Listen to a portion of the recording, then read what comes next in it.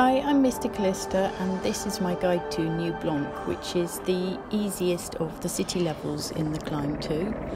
I'm playing on an Oculus Quest 2 and I'm just going to go through the different routes that you can do in each of the sectors in this level. Heading over to platform A, which you can see with the green flag over there. And first of all, we've got this kind of climbing wall section which is attached to the side of this skyscraper. We've got two options with the first route. You can sort of head up on a diagonal, or you can keep down low and head off to the left and up that lift shaft that you can see on the side of the building in the distance there. So I'm going to start off with the low route, and this route's really good if you're not very secure with your jumping yet, or you're just getting used to the city levels. The vertigo is much more acute in the city levels, so it took me a bit of time to get used to that, and this is quite a nice straightforward route for familiarising yourself with the kind of grips that you're going to get in the city levels and just the feel of it, because it is quite different from the mountain levels. So here we are on the low route, just going hand over hand and clipping off on that save point there, like these kind of carabiners along the way. And that ends the kind of angled climbing wall section. You've now got a route that goes up the side of the lift shaft. You can either cross over the lift shaft down low and head up on the left hand side, or you can head up on the right hand side. There's not much difference between them. There's no jumping involved in either, and the lift in this level, it just keeps nicely out the way, so you don't have to worry about that getting in your way or having to dodge that or anything. In the later city levels you do have to interact with the lifts, jumping from one to another, which is quite a nice detail that kind of comes up in those more advanced city levels. But at this level you're just climbing up the inside of the shaft, and then you can make your way over to the left on these vertical grips. Another save point there, and then looking back over at that climbing wall section, you can see the low route we've come on, and then there's a couple of versions of that higher route. You can kind of head over and up the vertical part, or you can do the diagonal, which is the one that I'm going to be showing you in a moment. Nice thing about that route is you can kind of cut off some of the corners on that, and it's really good for the speed runs because you can gain some time by cutting the corners on that climbing wall section. So this is climbing across the undercroft, just showing you a non-jumping version of this. You have to kind of push it over and up above your head as you do these grips to keep your head out the way. I'll show a jumped version in a minute, but a nice just grip hand over hand version where you're then heading down onto this platform and pulling up to complete that first sector. You can see I was just showing that the chalk indicators showing on the gloves there. I haven't been chalking up as I'm going along. That's because I'm doing this demonstration on a half grip, which just means that you're kind of half pressing down the trigger button, and it means you're not using any stamina as you go. I've done a whole tutorial on that if you want to check that out. Also, my speedruns are up in my other videos. I think my time on this one's about 1:26, so do take a look at that if you want to see all these faster parts of the route put together in one nice run. So I'm going to show you some jumping on this sector just to really take advantage of it. You're pushing back with your trailing hand and leaning out and reaching with your leading hand, and that really helps to extend those jumps and cut those corners, which is what saves you time on these speed runs. It's the same hand again and again. If you're on the half grip, just go around that section on your right hand. It helps just making your way around the inside of that climbing wall section to stick to the right hand. It gives you a nice flow and just helps you reach out and make those jumps go further. Now for a jumped version of that undercroft, reach out with your left, your right on the monkey bars, another left, one hand on the rope, keep your head well out of the way and onto the incline grip, and two hands down onto the platform. And that completes the first sector. A little look back at the climbing wall there.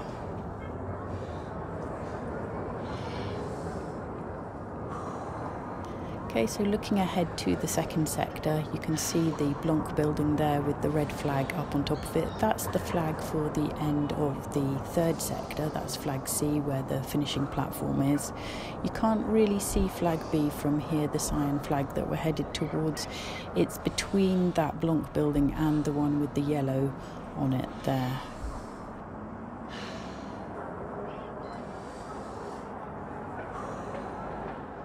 We've got a zip wire to start us off on this second sector. I'm going to go up onto this zip wire with a crossed grip, so my hands crossed to take the opposite handles from where they would normally map to.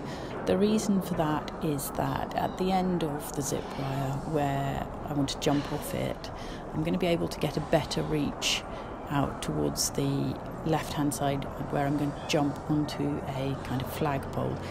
If you've got your hands mapped in the usual position, you don't get such a good reach, so just crossing them over gives you an extended reach when it comes to the dismount. You see some pigeons on the wire. You want to take one hand off when you get to those pigeons and then reach out with the left hand, and that is that nice jump onto that flagpole which just cuts out the end of the zip wire. There's two routes here. You've got a lower one which takes you across where you can kind of make a jump down onto that banner, which is the one we're going to do now, or there's a higher route which I'm going to show in a minute, where you go up to an open window. Cross grip again as you jump down onto this flagpole, because that gives you a better, you can then get one hand over and a better reach onto the swinging platform. Starts to swing a little bit as you jump onto it. The version I'm going to show you in a minute, you're jumping from higher, so the platform does a more exaggerated swing when you jump onto it, and you're able then to jump across to the scaffold section without having to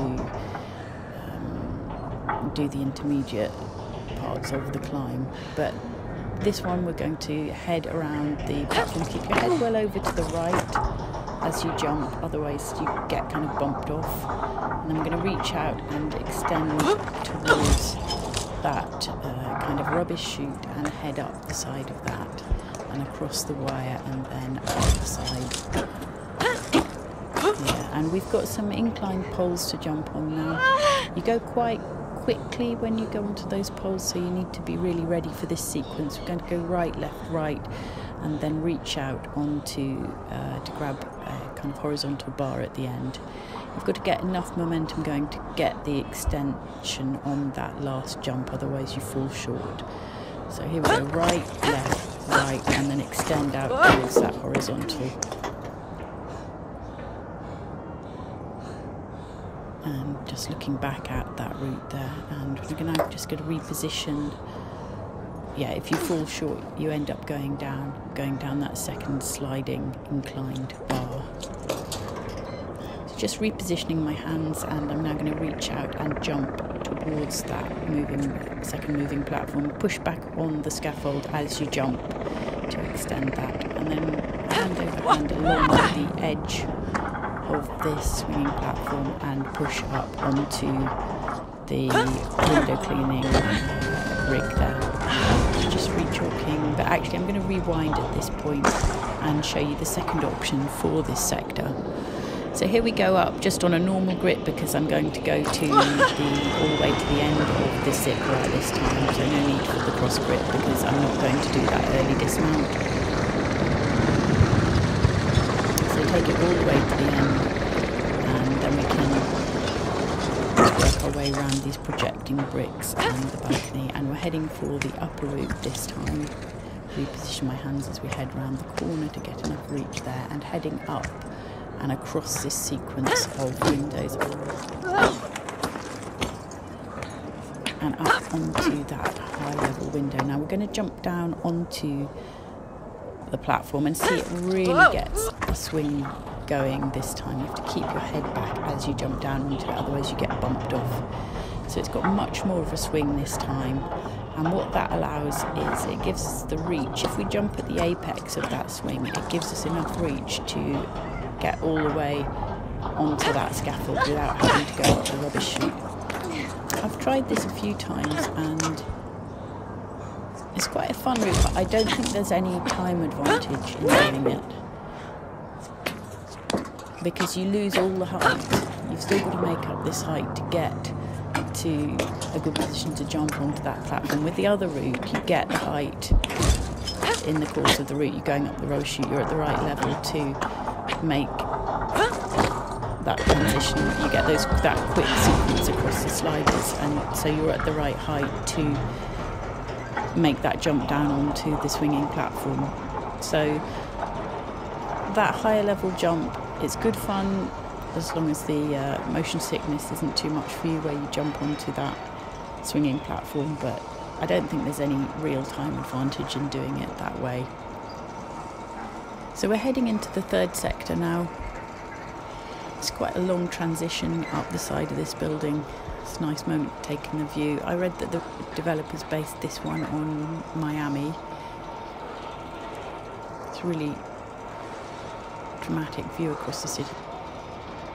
So here we go, we're just going to do a grip sequence across these window cleaning robots. Some of them fall off, the ones with the lights fall off when you grab them, so you have to be careful not to stay on those for too long. These moving ones are okay, it's the static ones that have the lights on them that you have to watch out for. And you can just hang on to these and let them take you to where you want to go. It's not a particularly quick way to cross this sequence. I'm going to show you a jump sequence in a moment. Look, there's one of those light ones, and they fall off whether you're gripping them or not. As soon as you've done the first grip, that seems to kind of activate a timer, and then they fall off a few moments later. So that gets us across that grip sequence. I just prefer to avoid those lit ones altogether. The second version of this sector, I'm going to show you how to do the ladder, but for this first section I'm heading around on the grips round to the left. And then there's another angled climbing wall section. The ladder takes you up onto the angled climbing wall section as well, just a bit further over to the right.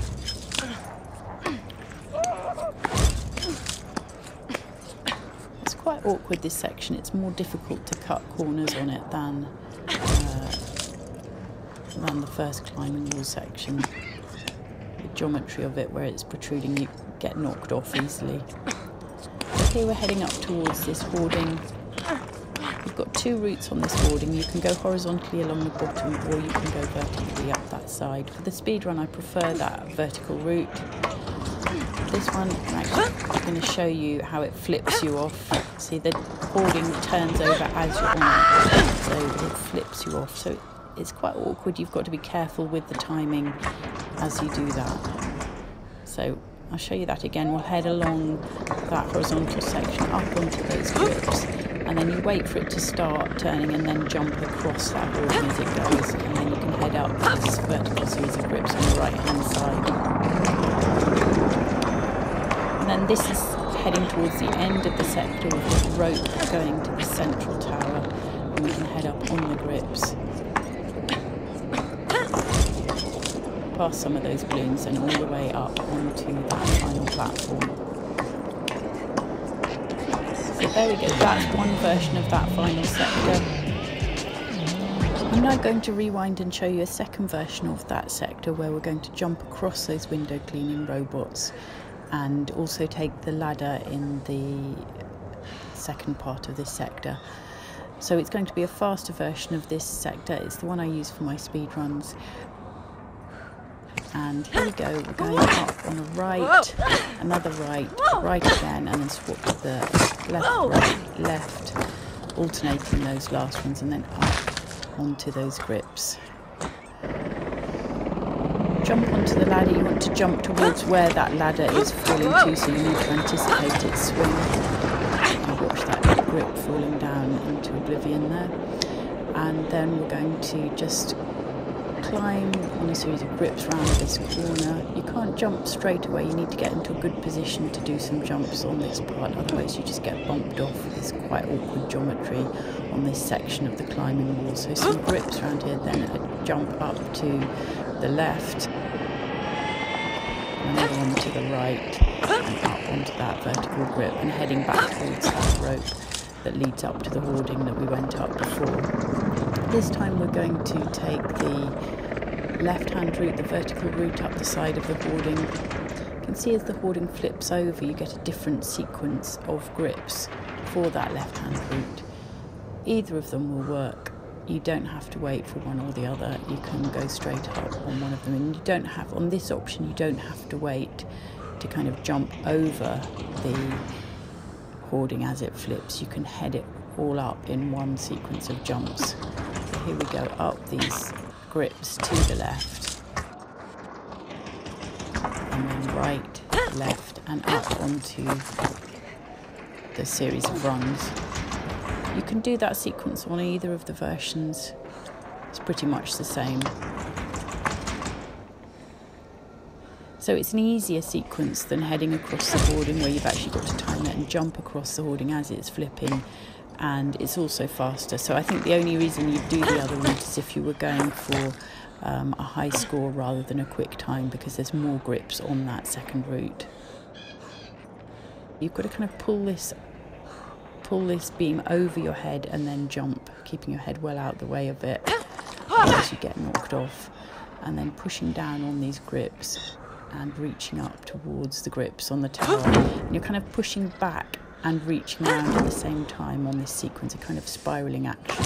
Again, this is quite difficult when you're doing it quickly, because you can easily get knocked off by bumping your head. So again, just keep your head well over to the right as you're spiralling around this tower in an anti-clockwise direction. Push back, reach up, and then repeat. And that gets us to the final platform, and that's the end of that third sector. And that concludes my guide to New Blanc. So just to recap, the fastest routes would be the diagonal across the climbing wall in the first sector, the early dismount from the zip wire and heading up the rubbish chute, down those inclined poles in the second sector, and jumping across the window cleaning robots and onto the ladder and the vertical up the side of the hoarding in the third sector. And if you want to see all of those put together really quickly, please check out my other videos for my speedrun of New Blanc, which is up there. So my record on this one at the moment is 1:26, which is a little bit faster than the speedrun that I've got up there. But it still gives you a really good idea of how to get that fastest time in New Blanc. Thanks for watching. If you found this video useful, please do like and subscribe.